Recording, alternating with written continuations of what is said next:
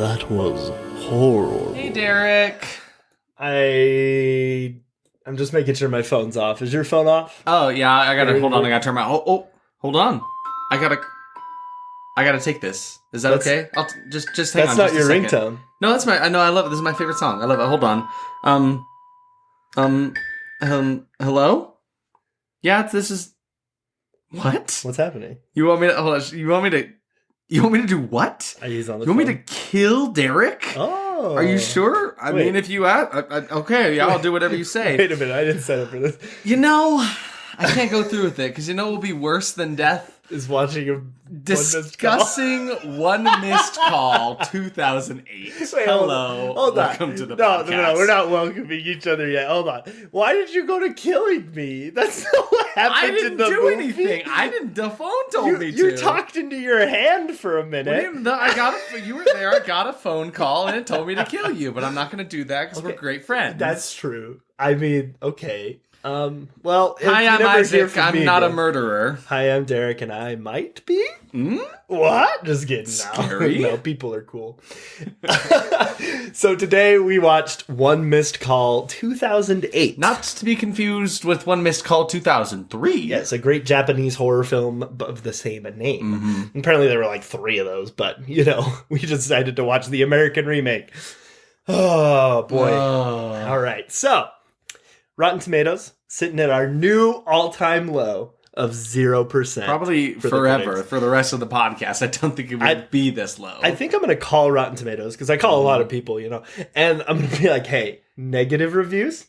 Could negative? it be? Let's discuss this, Maybe? right? If you get enough negative reviews for it, the negative score goes down, right? Yeah, it's like that. Cool. But yeah, it's sitting at 0% on Rotten Tomatoes because there is not a single positive review, which I didn't think was possible. I feel like there's something to be seen in everything, right? But there is not one. They are all rotten, which is the first for anything that we've watched. Even Alone in the Dark had like a couple good ones, which is why it had some sort of a score, right? Yep. So the audience score, though, is a 29, which is way higher than I expected. Honestly, though. Especially for the quality of the movie. Woo! Letterboxd is sitting at a 1.7. Metacritic's at 24. IMDb is at 4. Yep. All right, so this movie had a budget of $20 million. This must be a joke. This must be a joke. I don't understand. Where someone has pocketed like 18 million of those dollars. You think that movie was $2 million? Not even that. Maybe like $500,000. $500. $500. $500 in a sandwich. So like everybody got $5 for doing their roll? Yep. Okay. And then they got a roll. A dinner roll. All right, it grossed $27 million, so they made money on this movie.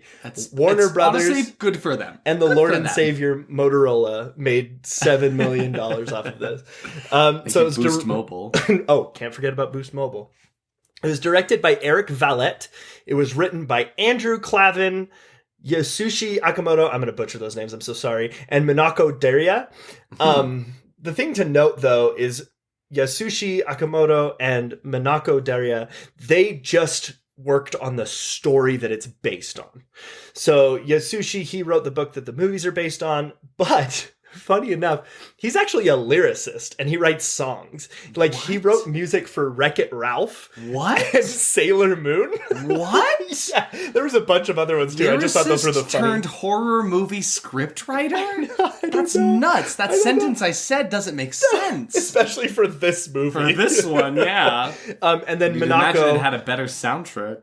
He got him. He probably wrote the ringtone that I just did. Yeah, that doesn't I'll call surprise him. me. I'll call him. Don't. No, Derek, no. Wait, you're right. I shouldn't call anyone.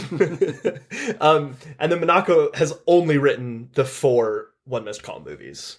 There are 4 of yeah, them? so there's 3 Japanese ones and then 1 American remake. Yeah. And Minako was in charge of all of those. Andrew Clavin is the one of the other writers. He hasn't really done anything of note. He's written 12 movies and they all kind of fall into the same feeling of One Missed Call. But from what I can tell, One Missed Call is the only like theatrical big release. And then it was directed by Eric Valette. he also has done nothing. He has done a handful of films. They're mostly French, a bunch of short films.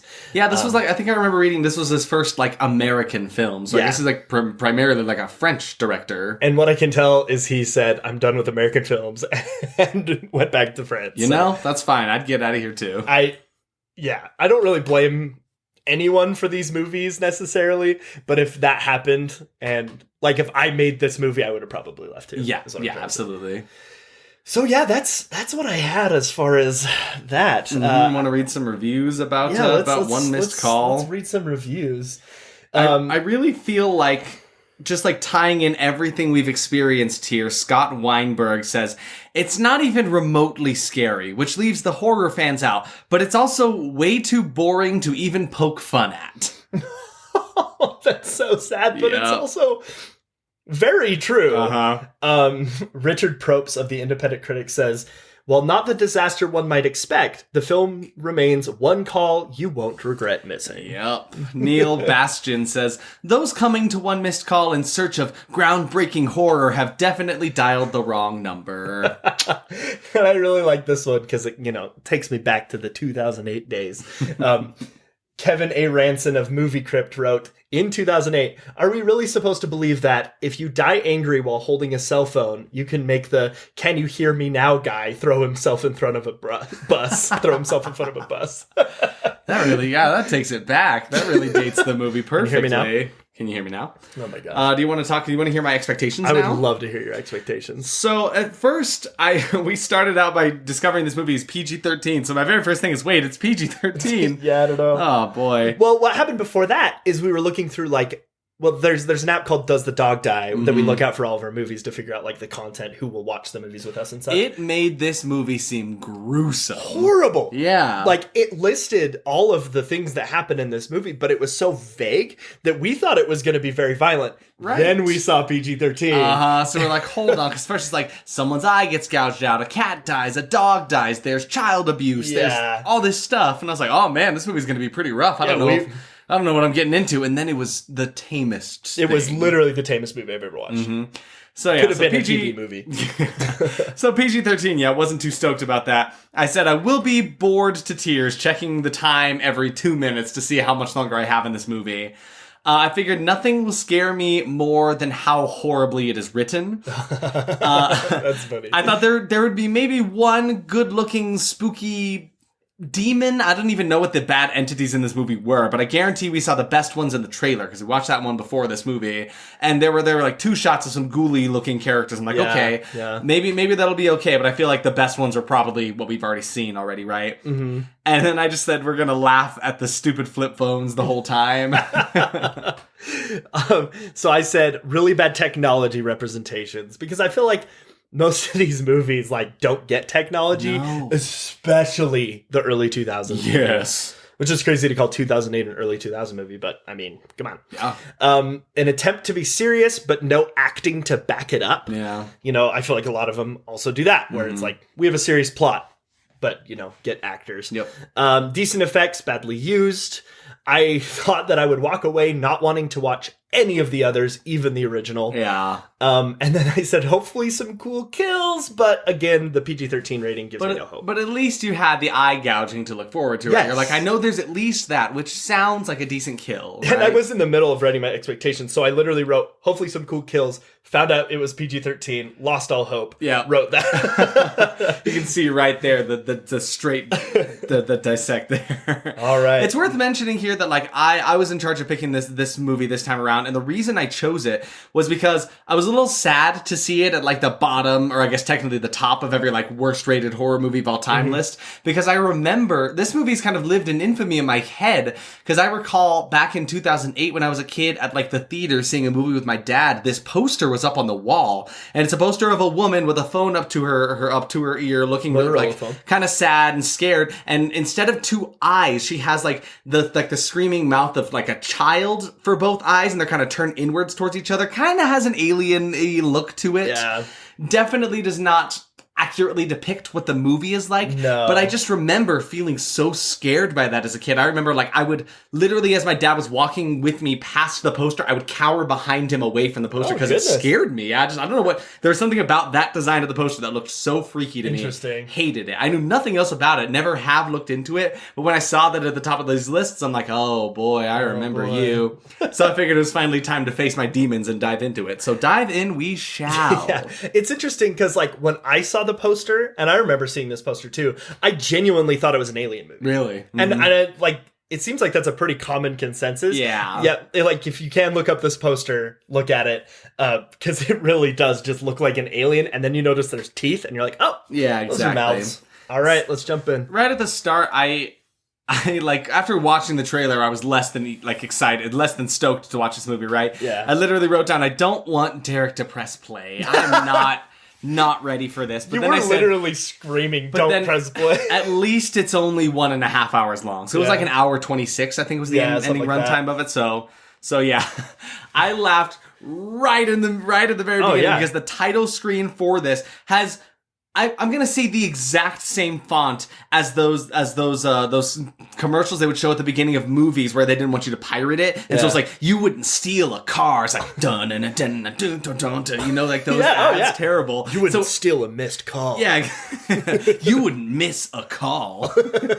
So yeah, it had the exact same font for that, and I was like, oh boy, we're in for a good ride. So it opens on a hospital. Mm-hmm. I'm gonna be honest, I didn't know this was a hospital until the last scene of the movie. I'm gonna be honest, I didn't know it was a hospital until you told me right now.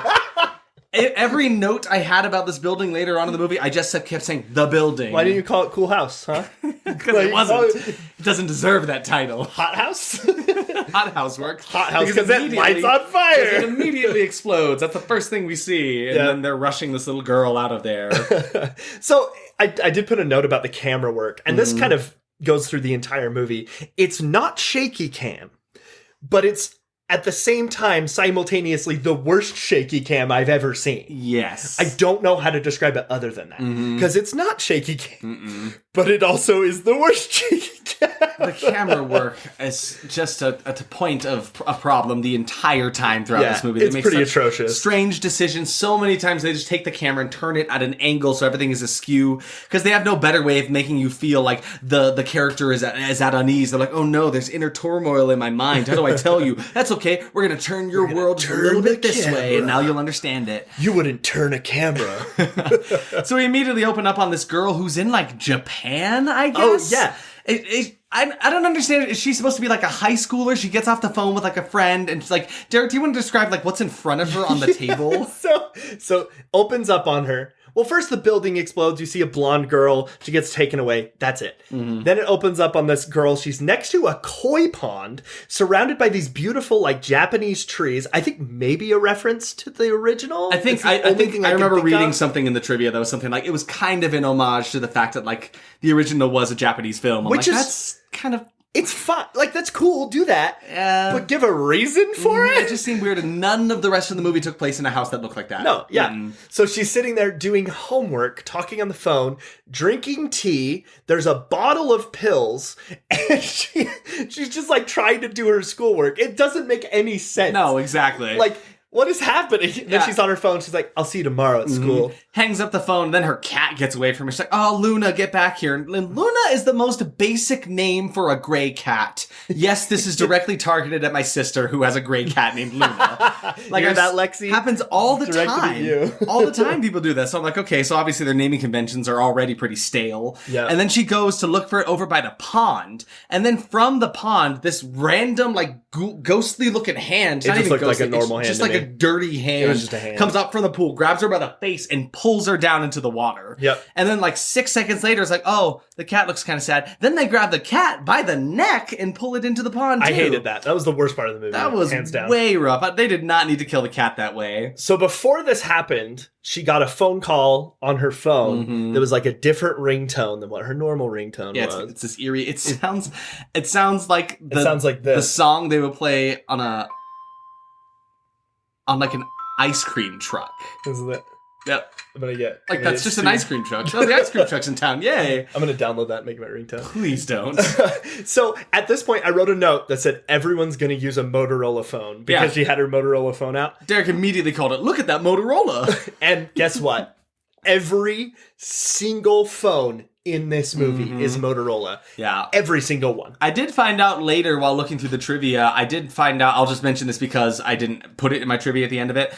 This scene here was added like later on in production, maybe even after they finished filming, because the director wanted the viewers to start out the movie knowing these ghosts were a threat. Okay. Because otherwise, they're like, I guess he was just worried that people, it makes sense why he was worried about this. Like, he wasn't sure that people were going to understand that these actually posed a genuine threat to people's lives. So he wanted to start off right away like that. All right. And I guess I can support that. Yeah, that's that. Wasn't the worst scene in the movie, but they killed a cat, and that wasn't necessary. I hated the way they did it. But we knew it was coming. I just wish they didn't do it the way they did. Though I do kind of appreciate it, because I think that this scene was better as an opener than what would have, I guess, been the opening scene at the party. Yeah. Which is where we go to next. And also, the opening credits sequence looks like some kind of shitty anti-drug ad again. Kind of got the same vibes as the You Would Steal a Car ad. It's just a lot of like really weird filtery effects shaking all over the place and like weird filters going over things and just like strange kind of upbeat music that doesn't make sense to it. There's a sign in the city that literally says, "Your phone, your life."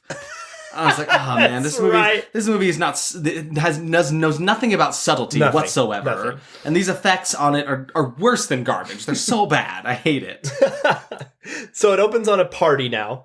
And I guess we meet our main protagonist, Beth.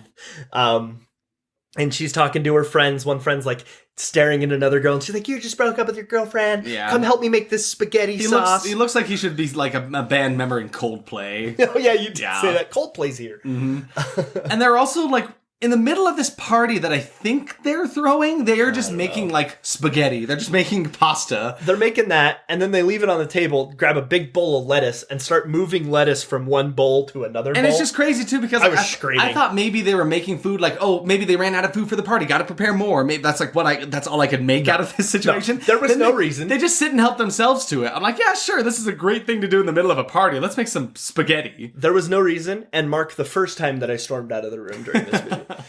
Derek did storm out a few times. He just had to get up and get out of it. I was so mad. So just ridiculous. And then the girl that Coldplay had just recently kind of split with and he was still kind of not getting over, she shows up to the party, and our main character Beth is like, "Oh, you look really sad. Come on, let's go over here." So like they go upstairs to some room, they walk in on what Derek calls classic PG-13 sex because they have all of their clothes on. So they walk in on two people upstairs weirdly grinding in a room. They're like, "Oh, gotta get out of here," and then they just walk past them. And then she's continuing to ask her about like, how was the funeral? You know, she's like, "Oh yeah, it was a funeral. It sucked." Like she's being such an asshole to her friend. Like, I understand she's going through a hard time, but like her friend is trying to help her, and she's being such a dick about the situation. She literally says, "Yeah, I only go to parties where people don't get cremated." Yeah. Like, all right. What is that line? I'm sorry, we're trying to help you here. And then we get...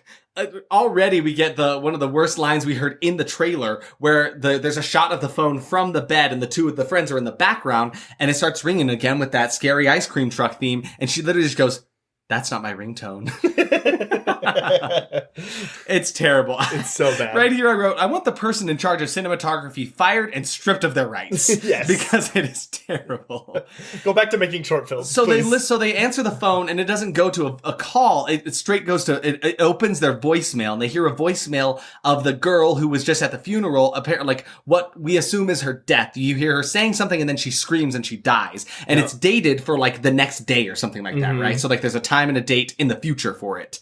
And the voicemail sounds like acting in an anime. Like it doesn't sound believable whatsoever. It sounds bad. Very overdone. Yeah. And just pretty rough. It honestly sounded like to record the audio for it, someone stood there with their phone in front of their hands. These old Motorola phones and just like talked into the phone. Every single phone is a Motorola phone. Yeah. But yeah, so then after that we meet another one of our characters who will end up being a protagonist later. We meet this like, we're under a bridge with this like gruff detective type talking to some people.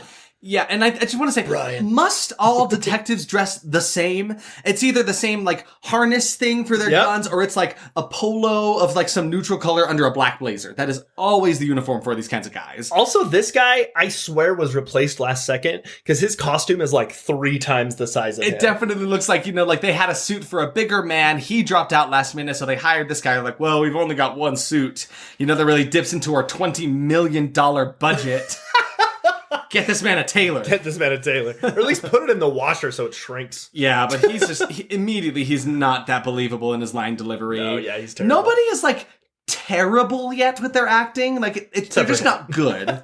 They're just not very good, all. But, like, I was like, I can survive a movie with you guys in it, It's just this how that is. So he's...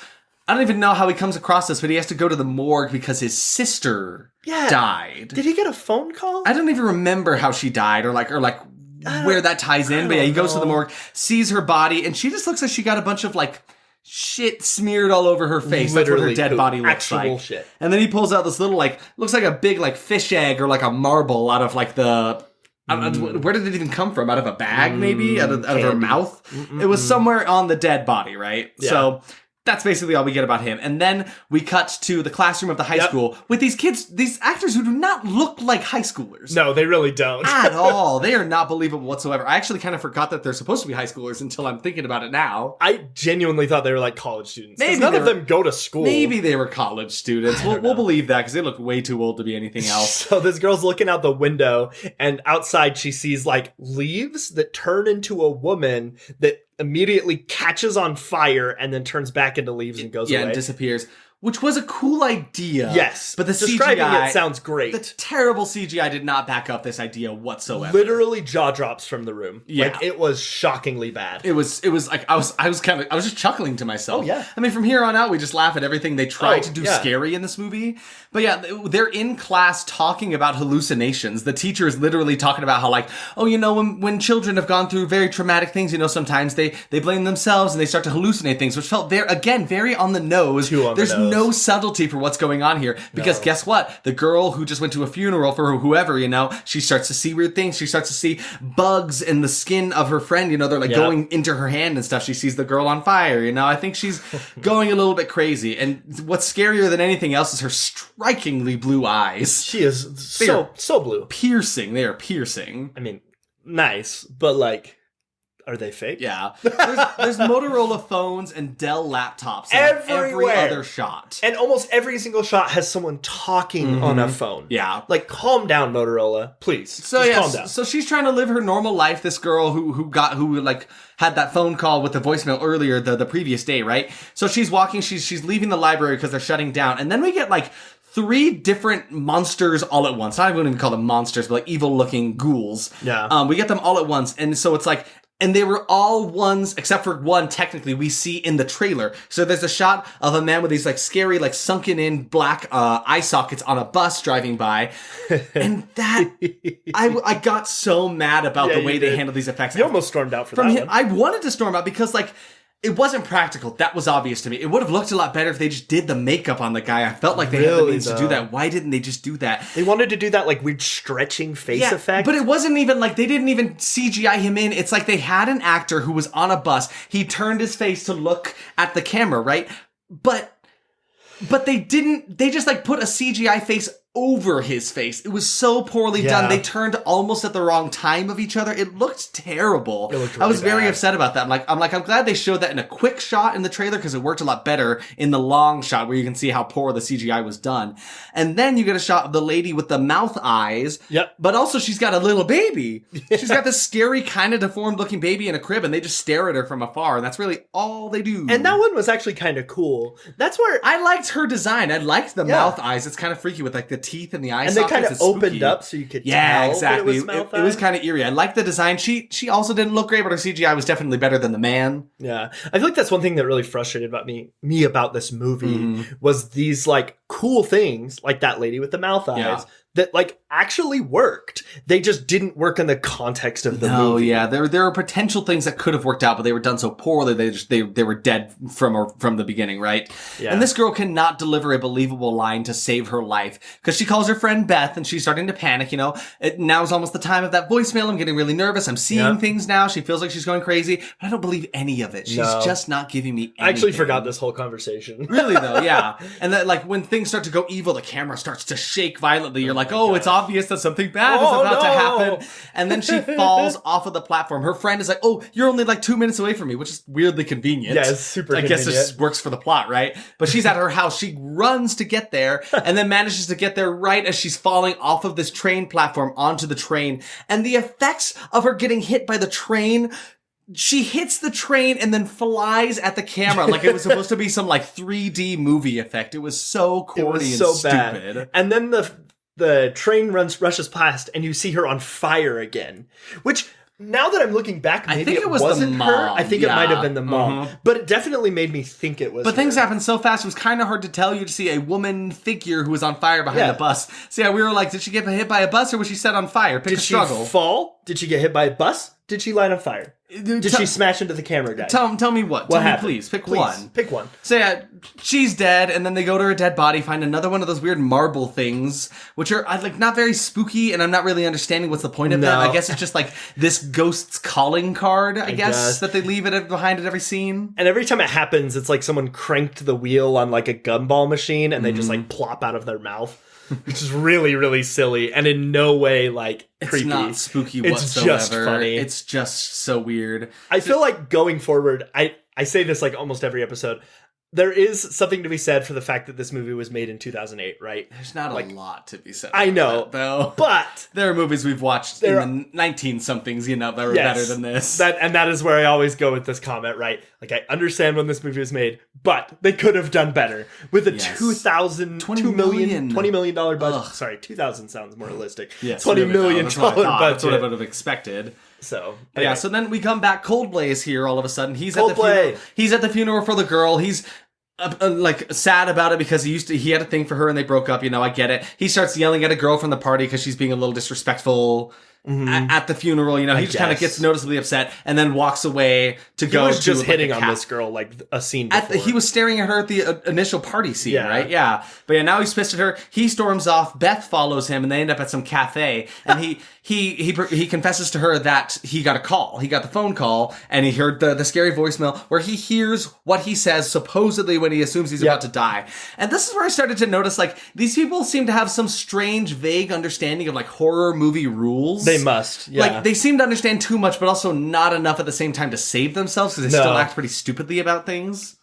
Yeah. So, yeah, he shows her the phone call, right? He shows her the message, and she's like, oh, well, you'll be okay, right? She doesn't believe it. Yeah. They just, like, have this weird conversation. Then the stupidest thing happens. He's like, I'm gonna leave now. He almost gets hit by a car, like, four times. Because he walks across the street, basically like, I'm gonna be fine. And the way they do, like, the sound editing for the car sound effect, the car sound effect is almost a jump scare in itself. Because every time it passes by, it has this loud, like, view, like you think it's gonna hit him. Yeah, like, absolutely. oh, it just barely missed him, right? So you're like, he's destined to get hit by one of these cars. So he goes across the street and even comes back too. Like they really milk this scene. Because she's like, he gets the other side. She's like, hey, you left your phone over here. You want to come get it? Right, yeah. So he walks back over. And he keeps seeing, like, he's also starting to see things now, right? And it just looks like they took, like, leftover prosthetics from Buffy. Oh, yeah. To make the people look a bit more menacing. Some of them were terrible CGI put over a real person's face. And then some of them were just, like, half a prosthetic and they just kind of had this menacing look on their face. To me, it didn't even seem like they were trying with prosthetics. It literally just seemed like they were putting makeup on people. Really, though. Just, like, and, like,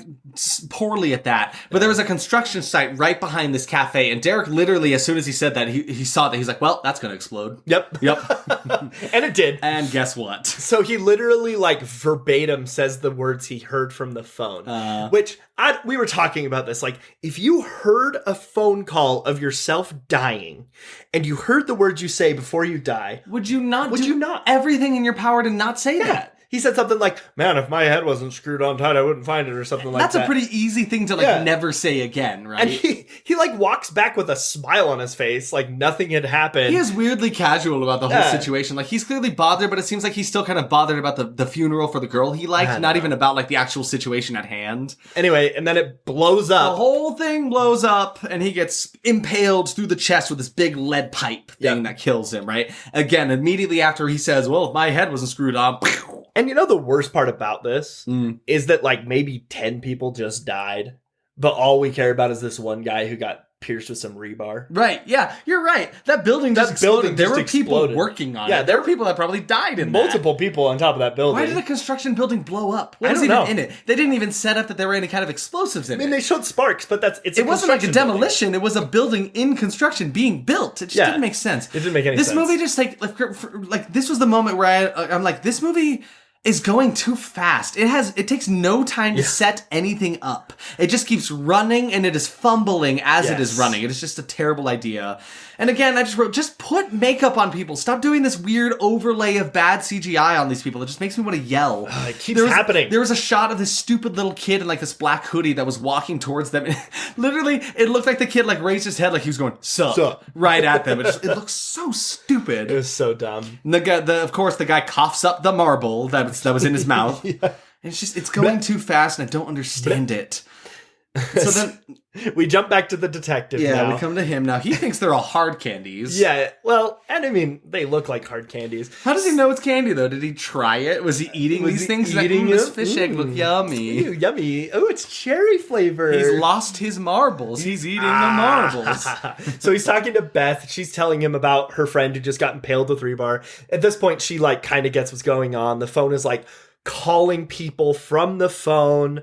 So if you're on the contacts list of the phone, because that's her concern, right? Like, as like my number is on her phone. Now I'm worried it could be me, and that's what happened with him, right? It's like, oh, my number was in his phone, his number was in her phone. It can track itself backwards like that, right? It's like those emails you used to send that was like, send to 10 friends before 10 p.m. or someone's gonna get you in the shower. Exactly. But like actually in practice. It's kind of funny though, because like they seem to come across this, which like again shows they seem to understand horror movie rules, but then they still move to using phones a lot of the time. Yeah. Like the detective understands that she's upset. He's like, well, if you want to talk, you need me to help you out with anything, just give me a call. I'm like, no, don't give him a call. That's the point of this movie. Seconds after that. It was shocking. Yeah, and it's in this part that we understand that like the detective cop guy is clearly not backed by his little precinct or whatever. Nobody really believes in this story except him. Mm-hmm. And I think it's because he's connected through it with his sister, right? He's like, no, something's amiss here. I don't understand here. So he's the only one on her side here, but I'm like, you just moved a message by Dove or something. Don't call each other. Don't. So yeah, then the next scene we get a little bit of backstory on the girl. Like, oh no, she has childhood trauma. Oh, which is sad. My mommy blew smoke. But it's just like they give the way they did it was bad. Almost every character like this really like unnecessarily dark backstory that like kind of tracks, kind of doesn't, you know? It really could have been left without it. I don't know. I just like the reason it is a terrible thing. It's very sad, and like not to make fun of that, but just like the fact that it was in this movie didn't really seem to benefit or aid anything, right? It literally felt like it was pasted on to try and make the later plots seem more weighty. Yeah, exactly. Or make it seem like there's more motivation for like our protagonist girl to like care about events that were going on, you know? Or, I mean, not to give too much away, which is funny, but like I think maybe they used this plot as a way for her, a way to trick the audience into believing another plot. Yeah. You know what I mean by that? Yeah, that we'll get back to that. That makes sense. But yeah, so we're here in the house, and then this never made sense to me in the movie, but that girl that Coldplay was arguing with at the funeral, the one that he was ogling at the very beginning of the party, she's just in her house now? Yeah, she's in her house. I don't know if they're related or not. Are they roommates? I don't understand the connection between the two of them. That was never clear to me. And this woman is the most religious, not religious person I've ever met. She's got like a Jesus necklace. She's got this Jesus backpack later on, like this bag that she carries around. But she never talks about it. No, it never really becomes important to her. They make it seem like it's her personality, but it's just not. I think the only reason is because later on she ends up accepting an exorcism, which is something we'll get to. But like maybe that's her reasoning. We're like, yeah, any sane person wouldn't listen to these people. Like, oh, because she loves Jesus, she would accept an exorcism, I guess. But yeah, so she's in the house and she's basically like, it's going to happen to me next. My number was in his phone. And again, it's like, how would you come to this conclusion? How would you know? You were too self-aware of the fact that you were within this movie, but still not self-aware enough. I don't understand how they kept doing this. Yeah. But yeah, so they take the batteries out of their phones. So like, no power, they can't call us. The problem solved, right? This is clearly what's going to fix the problem. And they're hanging out in this house with no lights. Oh, yes. Yeah. No lights. Derek mentioned that they're in this completely dark house. Like, people are dying and you're scared. Yeah. Leave the lights on. Leave the lights on. So this one wasn't a phone call. This one was a video message that she had received. Mm-hmm. And it's like, you can't even tell what's going on. But the whole time I'm just like, look at the quality on that Motorola phone. It's just so terrible. The ringtone isn't menacing. These jump scares are so cheap. But Derek is easy to scare because he did jump at least one of these. No. You don't out me like that. Sorry. Then there was a really shitty shot of her, like, watching the video on the phone, because, of course, it started working, even with the battery out of it, and she drops the phone onto the camera. Yeah, that's right. Such a dumb So, yeah, the phone shot. starts ringing while the batteries are taken out. She sees the video message on it. She sees the video message. She's so scared. Yeah. She's so scared. So now later on, they're going, and then the same girl who got this video message is, like, talking to, like, a group of random friends, passing her phone around saying, delete your number from my phone. You have to do this. Which, I mean, couldn't she just, like, wipe her phone in the first place? Why did you have to do that? Yeah, which is funny, though. Throw your phone into a lake. Because I guess they wouldn't know this, but us as an audience knows that's not how it works, because there was a moment when the girl who got hit by the train, when she died, as her body was like losing life force, it was dialing a phone. It was dialing a number on it before it like finally died. And you know this was made in 2008 because they didn't have to use area codes. Just a little fun fact. So it's so stupid. So all just random people are deleting numbers from her phone. Yeah. And then they decide to just smash it because they go to a Boost Mobile like kiosk in the middle of some random cityscape. I don't know. It was so strange. But again, like then you notice, like, oh yeah, every one of these phones is like a Boost Mobile Motorola phone. They say Motorola and have the Boost Mobile and it's logo. So crazy. But they're literally like, no, you don't understand. We need to cancel this. It's like just like use all of your minutes. Use all your minutes. They're like, no, we don't want to do this. Like, well, it's your phone. You can do whatever you want with it. And then in a style not unlike the movie Office Space when they're destroying what is it, like the printer or the fax machine that they're destroying. They destroy the phone. Yep. It's incredible. They destroy it and then they like dump it into the sewer grate, you know? That'll show it. Give it to Pennywise. He needs it. And then Ray Wise shows up. Ray Wise from the Twin Peaks fame. I love that guy. From Reaper and Twin Peaks, my guy. And Derek, I have to mention this because he made this joke probably 3 times, like before, during, and after this movie, where he's like, Ray Wise, he would be wise not to act in this movie. Which he would have. He would have been wise. I mean, yeah. He was barely in it. Yeah, so barely in it. He's literally this dude who has a TV show. He started because his son was possessed. Yeah. He had a possession. So it's like, oh, boo-hoo, my son got possessed, so I made a TV show about it. So I could get professionals and get a team of people who understand stuff about this to help me out to help other people. And he's so, like, open about how he exploited his possessed son. Really, though? It's so strange. So he basically is talking to the girl who knows she's going to die because of the phone call. She's understandably upset about this. Also, how does he know? Yeah, how does he know? I don't understand how he gets this information that she knows she's going to die. This phone is possessed. It's so stupid. I think I know. Here, I have a theory. I have to have a theory every episode. Please give it to me. My theory is that the detective, Brian, who talks like, Brian, my name's Brian. Yeah, again, he's got that like raspy thing that all detectives need for no reason. So him and Brian are part of a club called the Cool Kids Candy Club. And they go around and they eat candy. Mm-hmm. And so he calls up and he's like, dude, you got it. I found the candy you're looking for. Gosh. And he holds up a little red drop. A little and marble, he eats it. And he's like, well, that was delicious. I need more. He's like, I got this thing for you. This girl. Oh my gosh. This is lore. This is fact. This is canon. Like, your crazy tangents you go on to make things make sense could be their own movie. I want this movie. Give me a sequel. Give me that movie. Yeah, give me the spin-off on Ray Wise's character. Because I basically comes to her, says, hey, let's get you an exorcism on the phone, live on TV. I'll help you, you help me. And then Beth is like, no, stop listening to this crazy man. We're not going to do this, right? Yeah, it's so stupid. So now it jumps over to Brian the detective. And it's just so bad. Every single time he's on the screen, I wrote, detective is so bad. Detective is so bad. It's just not detective is terrible. I can't believe anything he told me. He switches accents like 30 times. Yeah, him and the really Jesus preaching, well, not preaching, but the Jesus loving girl also like kind of slip in and out of these weird accents. He like kind of sounds like he's got like a Brooklyn, Boston kind of accent. I don't know.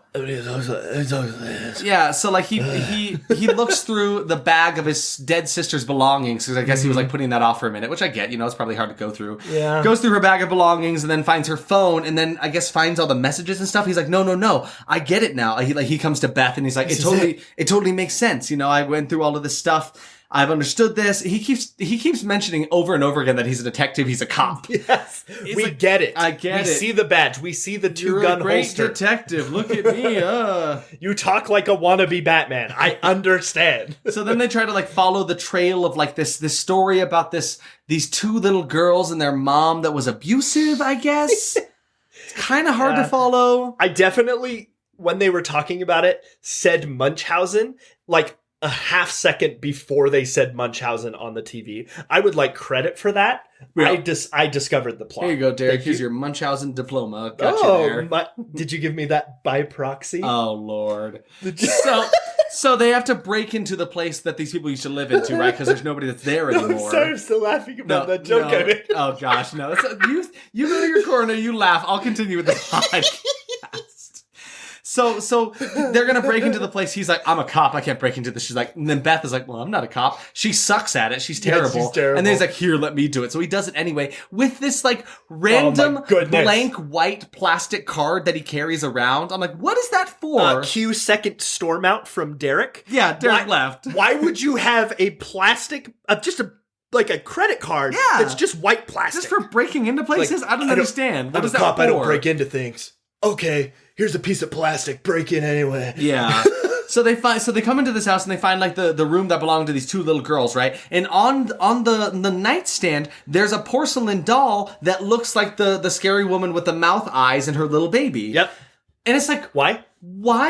Why would you ever give this to a child? Also, that doll is terrifying. They show this doll later, but we're like 90% positive the first time we see this doll is just CGI. Yeah. Like, it looked like a physical doll that they had of the original. It looks terrible that they added into it afterwards. And then she finds like a family picture on the nightstand that is like conveniently ripped into like 4 equal parts, just like evenly down the middle and across the sideways as well. Oh my goodness. And yeah, so then there's also the spooky man who was in the bus. He's also got his own doll. That's another jump scare when she opens the closet. He like dangles from the top there. He actually does look real. Yeah, that was definitely his wasn't as bad. But they find a CD that literally just says "Kids Room." It's like "Kids Room" on CD. Coming to a what is it? Tower Records near you. Kids Room, which.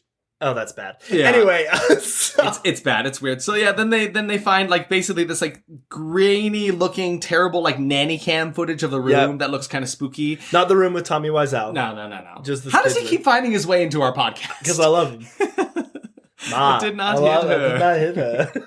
It did not. Which is kind of a plot in this movie. A little bit. So yeah, then you see 2 girls playing in the room. There's one who looks awfully eerie and shrouded in the shadows, staring directly at the nanny cam. The other one's just like playing with her dolls and She's stuff. just having fun. Mm-hmm. She's got a little teddy. And they're like watching the video, and then the guy, the detective dude, accidentally scares Beth with an inhaler. And she storms off. He's like, you need to talk to me, Beth. Wait, Isaac, come into the other room. I need to tell you something. This inhaler jump scare scared me. Oh my gosh. I won't tell them, Derek. That's okay. Please don't. I had a cup of my mouth. That's okay. All right. Yeah, so now we're back in the podcast. And it's what's funny about it is like, she storms off and he's like, you need to talk to me. What's going on? I can't help you if you don't help me. And she's like, that inhaler sound, I heard it before the girl died, before the guy died. I was like, when? When was there an inhaler sound? Must have been something terrible in the mixing of the sound to lose that dumb sound effect. I feel like it's important to note here, Beth, this like main girl we're following, is actually a pretty decent actress. Like, she seems lost in this movie. Yeah. I don't know how she found her way here, but she should probably be doing like more like training to become a better actress, because she's like right on the edge. Yeah, but there's just, I don't know. She's not fantastic. I think Derek liked her more than I did, but like she was just okay. And in comparison to the rest of everyone in the movie, she was phenomenal. Maybe it's because she was standing next to Bride the whole movie. Yeah, so he really boosted her performance. And I could not stand that man at all. Yeah. So. See, and there's that. Like, Derek hated him more than I hated him. Again, I was like, he's fine, I guess. I don't really hate him as much. Yeah. You just liked his voice. Yeah. He sounded like Batman. I really like the gritty guys. You know how much I loved Christian Slater. That's true. Yeah. Exactly. It's my gosh, yeah, he's a Christian Slater He's type. got these voices. It's so weird. So then they go into like their police database and they look in on this kind of thing and they find out like one of the little girls had died of like an asthma attack. So I'm like, okay, so like, what am I supposed to gather here? Is like the little girl who died of an asthma attack, is she supposed to be the villain of this movie? What does that have to do with the cults? Why? Like, I don't understand what the evil entity is, what it's doing. I don't understand. So now we're on set with Ray Wise. We're on his movie. Yeah, dude. And of course, Taylor, the girl who was the religious one, right? She is on the show. She has accepted this. And so she is accepting the exorcism, right? Yeah. They're going to do it on TV. And she keeps checking her phone. She's like, I gotta get exercised. So she's actually at a gym. She's got to get exercised before the time that she was supposed to die. Before the time frame, right? So they got to make sure that happens. Meanwhile, the detective and Beth are still looking into things. And they discovered that like, oh, we think the mom was abusive. And she kept bringing them into the hospital. There were like 9 hospital visits within the span of a couple months, right? Yeah. And that's when she's like, oh, mom has Munchausen, right? Yeah. Mm-hmm. Which, of course, Derek has the credit for. You said that right before they did. I wrote that. Yep. Okay. That you was really my did. plot It's line. in his notes. So now I'm like, okay, so the mom is the evil one. Yes, it definitely is pushing that on you. Which is what we were talking about earlier, that with Beth's mom being abusive towards her as a child, we keep getting these shots of her like in this creepy house with her mom who's like chain smoking these cigarettes, and I don't even know how to describe it. It was like a really bad noir film that was like this mom at a crooked angle just, I got a quest for you. Just chain smoking the whole time, yeah. Plus, yeah, then she sees her friend on TV and she's like, oh, that idiot. She went to go do the thing, right? So then she's got to go and rescue her, right? They start doing this exorcism on a cell phone, which is so stupid. This is my favorite scene in the movie. I literally wrote down what he yelled. He's like, he's saying the like exorcism right, and then it zooms in on the phone, and he's yelling at the phone, I tell you to leave this phone. Oh, it's so terrible. I hated it. I hated it. But then the camera pans up to the Jesus statue. They start coming to life. It comes to life. What's funny though is the statue CGI was probably the best yet in comparison to the rest of it. And it kind of looked like clay. Sucked. Yeah, it was and it still wasn't great, but I guess better. Their CGI on like non-organic things, not real living people, was their best ones. And then the room starts filling up with fog and the movie set here is in danger, and Ray Wise doesn't seem to care. He's like, make sure the cameras are still rolling. And that's really the last we ever see of him as any character of importance. And there's just a bunch of random ghosts that pop up through the sequence. Some of them look decent. I would argue that this was the best scene. Some of them look okay. Yeah, because then we got probably the best kill in the movie. Oh, 100%. Where the girl it was creepy. is lifted off of the ground and you can see these like ghostly hands come towards her and they disappear as they're starting to choke her. But they're not choking from the outside. They're like choking from the inside. The skin is like being pushed out by the hands. Yeah, like, and I literally wrote here, I'm like, okay, that actually looked good. I'll give them that. That wasn't terrible. But yet again, once she dies, she clambers to the floor, and then the marble falls out of her mouth like a gumball from a candy machine. One of those, you like crank the handle, then it plops out of the little chute. Like, that's kind of what it looks like. Absolutely. Yeah, it's just... but probably the best kill in it so far. So then, Beth gets a call. Beth, no! Beth, no! Taylor's calling her. Why? No. Yeah, so she's really struggling knowing that she's going to die. She's got like one day until she dies. Yeah. And again, she's like having struggles again with thinking about her past and her abusive mom and stuff like that. I'm sure this is bringing up a lot of that. But again, any time that they try to move to this, the camera gets on that twisted like Dutch angle on it again. Derek says, "Oh yeah, twist the camera to show pain." Oh yeah, like you twisted that gumball machine. Twist that camera. And just because they can't find any other way to tell us and other than to literally tell us this character's world is turning upside down, It's so it's so bad. So yeah, then we get a pretty long sequence of like the mom from her childhood being very like abusive and just saying she's trash and stuff. It was so uncomfortable and so forced. And I actually genuinely felt bad for this little girl. I'm like, this mom is bad, but not even in an enjoyable way. Yeah, it just kind of sucked. She sees like her dad was dead in the attic. It was pretty terrible. And then like the cop comes to her as she's like reeling through this like the memory, and he hugs her and they share this moment. And it's not tender at all. No, it's gross. Like whatsoever. I feel absolutely nothing for But any it was at this them. moment that I was like, they're gonna force a relationship. Yeah. They're gonna do it. Yeah, which I didn't want, because I feel nothing for either of them, let alone together. No, yeah, it was so dumb. Yeah, so then they're like, okay, so we need to go to like the foster home where one of the because there were two little girls, one of them is still alive. Yes. And she apparently hasn't been talking since the death of her sister, right? Her mom. Yeah, so it's at this point we find out that at the beginning of the movie, when that what did you call it? A house, cool house. No, that's not what I said. It is a pretty boat. Pretty boat. You said, play it back. This is me, Isaac. This is a pretty boat. That's never what you do my voice. I just tried something new. That's not what I sound like. That's not either. I guess you're right. I liked that one. I was trying something new. Oh, okay. Anyway, so you find out this girl, Laurel, is the daughter of the mom who died in the explosion. But they don't know that. They're coming there to ask her where the mom is. Right, I'm saying that this is when they figure this out. Yes, that's their only missing link, right? They're like asking this girl who, again, her caretaker's like, she hasn't talked since the fire at the hospital, right? Right. And this guy doesn't know how to talk to kids. He just keeps asking her over and over again. Much. It's so weird. And so yeah, they're asking her where the mom is. She's not getting anything. And then they're trying to leave. And the ice cream truck song starts to play from her teddy bear that she has. But my favorite thing about this is he's just like yelling at this little girl. She slowly puts on this pair of stethoscopes and puts it to the bear. So we were like, ST, please stop talking to me. I have to perform surgery on the bell. And then the song starts playing, and then Beth freaks out. Then she starts yelling at the kid. And they kind of argue about it afterwards, too. After they leave, they're like, wow, you really know how to handle kids. I'm like, my guy, you were not doing much better. Yeah, you were doing terrible. So then they're driving away, and there's a shot of them looking at the little girl who's standing in the window, and then there's like a scary ghostly face of a woman behind her who was definitely not in the room with her. No. Again, just another CGI effect they added onto it that looked so terrible. I hate it. So bad. So obviously CGI too. So now they're in the library, and they're doing research. They're doing research. Just her, because they split up, right? But I will say that this was probably like kind of gave me a little bit of chills. They find a picture of the I keep trying to call it a church now, of the burning hospital. Yes. And then they find another picture. Well, then she looks back and the picture is not burning anymore. And there is a woman standing in the window. And that kind of got me. I think I was taking a note at that point. I must have missed that moment. I'll search it up for you. Just because.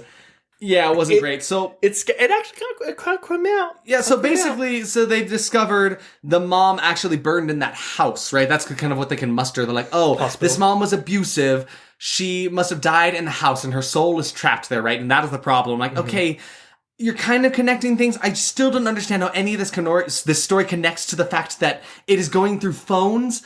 Yeah. Why is any of this happening through phones? I do not understand why that is happening. Yep. So yeah, then they break into the hospital, right? Because they're going to try to find her corpse. It's just Beth right now. Yeah, just Beth, because she gets there before the cop does, because she comes to this conclusion before he does, right? Mm-hmm. And so she gets into there, she flips a light switch. They're just floodlights all throughout this empty building that has been burnt down. And it's at this point that, again, I wrote, someone please fix the camera. I wrote that too! Someone fix the crooked camera, please. Stop this. Like, I think you're drunk, cameraman. Just like put it on a tripod. That would be better. Just leave it stagnant. There was a shot where there's this garbage, just god-awful ghost baby in a crib who is holding a phone and kind of holds it to her. Like, who gave this baby a phone? Who gave Take the it away baby from a him. phone? I have not felt a crumb of fear in this movie. No. Not a bit. I mean, I felt terrible. A little bit. I felt a little bit from that picture. Yeah, lie. Derek's got a little bit spooked. He's got the jump scares under his belt. I have felt nothing. I got the jump scares. I'm a big, strong boy.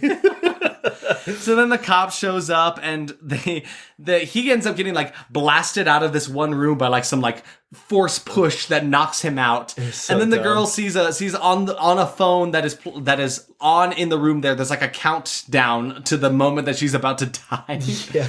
She ends up going in through these like air vents, and she finds in one of the air vents a corpse in these catacombs.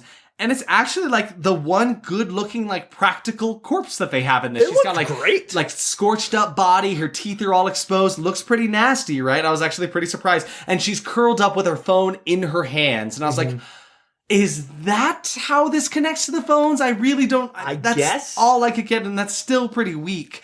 But it's kind of funny to me, like, okay, she died from this fire. Her body is crisped with this phone in her hands. The phone was a little burnt up, but it's still fine and functioning. So I'm like, I guess maybe that's a testament to Motorola and the good people that Boost Mobile. Yes, making a sturdy phone Motorola. that can survive. Do Motorola right? still make phones? I don't know. Maybe. Because if so, this episode is not sponsored by Motorola. No, not yet. But hey, Motorola, if you'd like to get at us. Hey.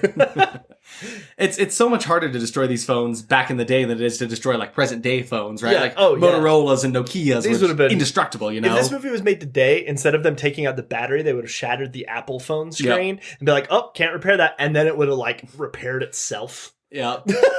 So the zombie mom starts to like chase after her down back through the what is it, the air vents, right? And it's actually a pretty decent little spooky chase scene. Again, I'm like just really impressed that they actually had a practical effect in this movie at all when there was so much shitty CGI going through the entirety of it. Oh yeah. And then she's like over the top of her, and they weirdly look like they're about to kiss. I wrote they gone kiss. I literally just wrote in quotes, kiss. Derek said this. Just kiss. I would have liked it. It would have been cool. Yeah. Kiss the zombie woman. Maybe that it's and then like frog. She situation. like croakily says like, "Forgive me," as she's dying. And I guess it's okay because she smashed the phone that was in her hand and the curse is broken now, right? And so I literally wrote, apparently it's over, I guess. Yeah, so when she first gets to the hospital, she's like checking her phone, right, to see how much time she had left. And she had 25 minutes. We checked the time of the movie. There was 27 minutes left. So we're like, oh, great. The next 25 minutes, like, maybe they'll do something cool. Like, 25 minutes, she'll die or something. No. Like, 5 minutes later in the movie, it was like 25. And there were 6 minutes left to live. Exactly, like, So, like, the time did not work out so well. And then we had 20 minutes left in the movie at this point. I'm like, where we were a little less confused. We're like, okay, it seems like it's ending here. We thought maybe it was there was this really long shot going from like the entrance of the hospital through the various hallways all the way to the police officer's phone that was left on the floor. Yeah. And another cop picks it up. You're like, oh, okay, it's gonna end with a phone call. I get it. But it didn't. And I was actually kind of surprised. I was as well. So yeah, the cop like puts the phone into the box, like the evidence box, takes it out. It starts ringing. He gets a call, but the call isn't for him. The call is for someone else. Yeah, exactly. So you're led to believe it was for Beth. It's Beth screaming and she's saying another thing. You're like, oh no, it's not over yet. And before that, also Beth and Jack is the name of the detective. Jack and her have this weird, awkward bit where like he's dropping her off at her house, and then out of nowhere she's just like, maybe you can call me sometime, or like, how about tomorrow? You know, he's like, oh, that sounds great. And I called it.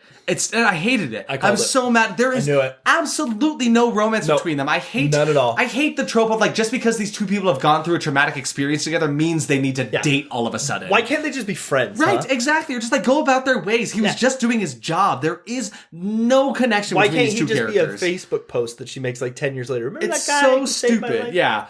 So then the cop ends up discovering there was a CD inside the teddy bear. The teddy bear was the nanny cam from the room. And then we find out, oh, we've been misdirected. We've actually been successfully duped because the evil sister was the one that was abusing her the whole time. It was never the mom. The sister was the one doing this all along. And it's so funny because the good sister is like blue eyes, blonde girl, looks all like dresses in happy colors. And the quote unquote evil sister is in like a black hoodie. Yeah. She's got dark hair. So and that she has little a boy knife. Yes. She's got a knife. She's like, this will only hurt a little, and just starts cutting up her sister. And her sister allows it because apparently, when the sister walks in on the detective watching the video from the nanny cam, she's like, but she always gave me candies. And then she shows the red marble fish egg looking things from the whole thing. And Brian immediately slapped that candy out of her hand and said, "Where did you get this? I have to buy these candies. I'm in a group of people who like these candies. I need to take them to them." Again, just terrible. No, so also, Derek, you keep calling him Brian. His name is Jack. His name is Jack, Derek. You got mad at me like for other episodes where I didn't correct you on things. I will give you Coldplay. Coldplay's name is Brian. I'm leaving. You can finish the episode. So Jack. Wait, no, his name's Brian. For the sake of Derek, we'll call him Brian. I'm leaving. I can't be at the show anymore. So Jack Bryan is racing to Beth's house because he's like, oh no, she's in danger. Because his cop friend is like, hey, I thought you'd want to hear this voicemail. So he gets into her house. He's like, oh no, this like something bad is going to happen. He goes to check So he gets into her house. He goes to check the eye hole peephole thing on the door to see who's at the door. And there it is. Finally, after all this time, we get the eyeball kill. He gets jabbed in the eye with a knife. And that knife was clean. It was clean. There was no blood on it. No blood. Not a very brutal kill whatsoever. They don't show us anything of it. Yeah. And I don't understand I don't understand any motivation here, because now the door opens. It's the evil ghost girl child with like all of the worst horror movie ghost effects you can put on a character. They look just so stupid. Throw all ghost effects into a bowl, and that's what happens. And she's just slowly approaching Beth. You're like, oh no, like the room is a tornado of glass and wind and dirt. It's such a dramatic scene. And then suddenly the mom shows up and like puts a hand on her shoulder. Oh. And then they both just like disappear into a puff of like ash. And it's like, okay. And then she gets like Ghostbuster style, like sucked into the telephone. Yeah. And then the movie ends with the phone ringing. It's like making a call. Yeah, it's like making a call. And then it's over. And I don't understand what that ending was supposed to mean or what it was supposed to imply. I would like you to know that I've looked through my notes and I have written Brian every single time I talked about the detective. Again, Coldplay's name was Brian. I think you just stuck to his name. This is the second episode in a row I have called the character the wrong name. We have got to get better at doing research for this thing. But we are good at it. I don't understand.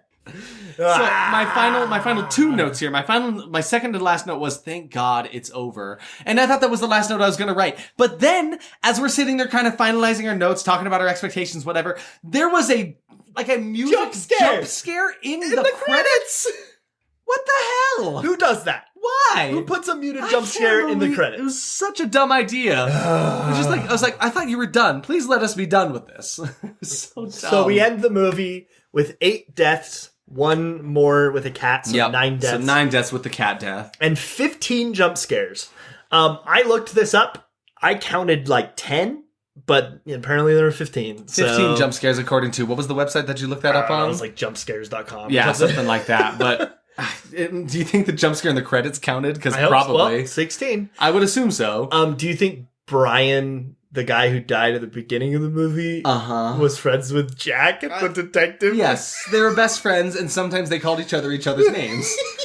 That's just like a thing we do between each other. Like, I call you Isaac, and you call me Derek sometimes. Do you think he was part of the Candy Club? Yes, the Cool Kids Candy Club. Absolutely. Go make that movie. I'm going to talk about my expectation. They eat red cherry candies. So all I wrote was, it was certainly a PG-13 movie. Oh yeah, 100%. That just made sense to me, right? I was not necessarily, I don't know, I wasn't bored in the sense that I thought I was going to be. I didn't find myself like watching the clock, but I was very eager for it to end. Yeah. It just did nothing for me. I was left numb. And my next one was like, I really can't put into words how poorly written it was. There have been much worse, but this still wasn't great. I'm just left here sitting saying, what happened? I feel like I was dealt so much psychic damage after watching that thing. I'm so exasperated after watching this. I get you. You were a little bit more upset than me. I felt kind of lost. I'm kind of glad we trade off. Time was sucked out of my life after watching that movie. It was right? Jack. It was Jack. There were more spooky beings than I was expecting. There were a lot of ghosts throughout the thing. But again, probably the most iconic ones were the ones that were shown in the trailer. And again, they were kind of just shoehorned into this movie. They were a cool design that were only added in as the dolls that the girls had. And again, why did they have these dolls? Why were they there? It made no sense to me. And yeah, we couldn't shut up about the Motorola advertisement throughout this whole thing. Was so Thank bad. you, Motorola. Thank you, Boost Mobile. It's so stupid. So stupid. I mean, I had some surprises. You know, the practical effects on the dead mom were a surprise. Yeah, they were. Just because everything was such terrible, shitty, unnecessary CGI. So I was actually surprised. Surprised at all the product placement, I guess. It was so shocking. Derek liked the explosions. What? You were supposed to tell everyone that. I'm sorry, I hate explosions. Yeah, nope. Derek is known explosion hater, likes these ones, which was surprising to me. And yeah, the poster was scarier than the movie. Not worth the hype, little 9-year-old Isaac. I'm sorry for you. This is me reaching through time. Here's a little red candy. I feel it. I know there it. There it is. How about you? How are your expectations? So my first one, bad technology representations. Motorola. I literally just wrote Motorola. An attempt to be serious with no acting to back it up. Absolutely. I mean, I would argue only Beth really had any acting that was worth note. Decent effects, badly used. I wrote bad effects, badly used. Yep. Except for the one. I will not walk away wanting to watch any of the others of the original. Nope. I have absolutely no desire to watch any of them. No. In fact, I would like to distance myself from these as much as possible. Which is unfortunate, because I'm sure that the original Japanese one is a lot better. I know. But and I'm really certain this is really what killed remakes of Japanese movies at this time, right? It's true. Just because this one was done so poorly, why would they ever deign to try it again, you know? Right.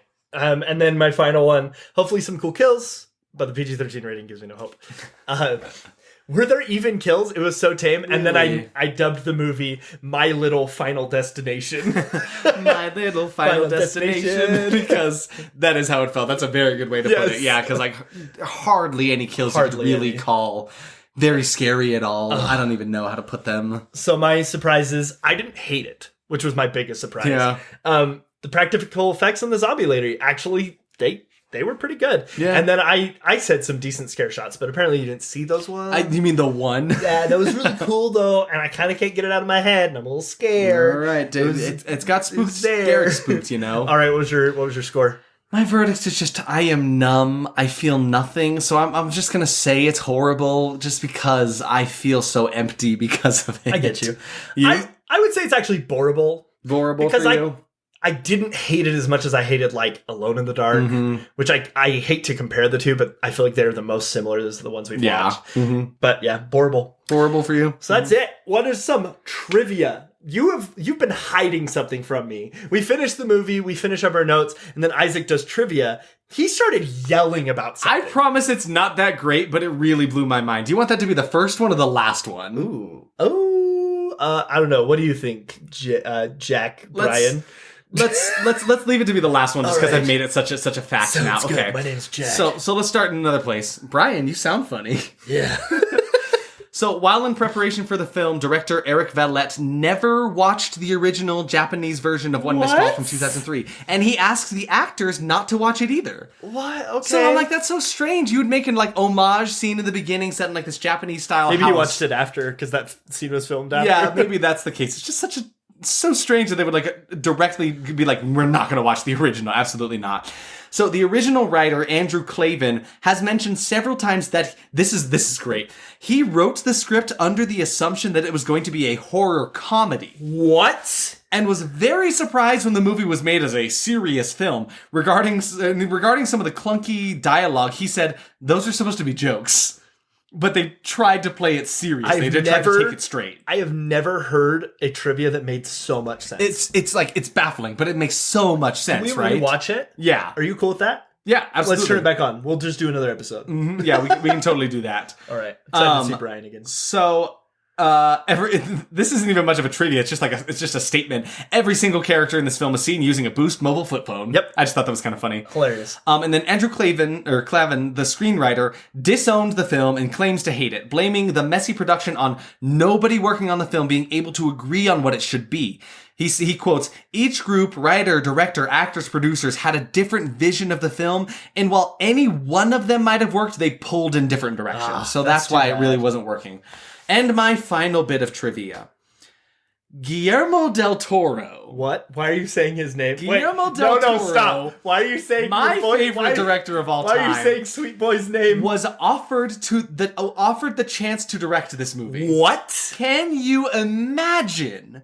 I don't want to. Guillermo del Toro, One Missed Call. He would have done that justice. He would have. He would have watched the original and done it way better. That would have been incredible. But, and I'm glad he didn't, because he turned it down to work on Hellboy 2, The Golden Army. Classic. Which, love his Hellboy movies. Oh, that did come out in what? 2008, exactly. Yeah, which is so crazy. But yeah, can you imagine? Guillermo del Toro's One Missed Call.